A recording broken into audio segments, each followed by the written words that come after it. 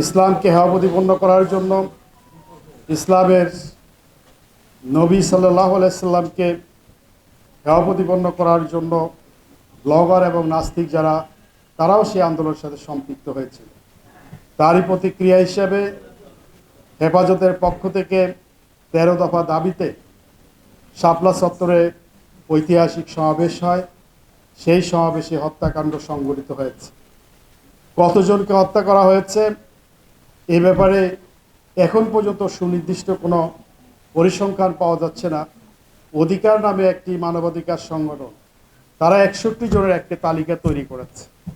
আর সম্প্রতি আইসিটি যে ট্রাইব্যুনাল, তাদের পক্ষ থেকে যে তদন্ত কমিটি হয়েছে, তারা 32 জনের একটা তালিকা প্রকাশ করেছে।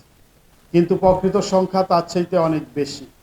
আমরা আশা করব যে আন্তর্জাতিক অপরাধ ট্রাইব্যুনালে শাপলা চত্বর হত্যাকাণ্ডের সাথে যারা জড়িত সকলেরই বিচার কার্য সম্পন্ন হবে এবং সর্বোচ্চ শাস্তি এই সরকারের আমলে নিশ্চিত হবে ইনশাআল্লাহ।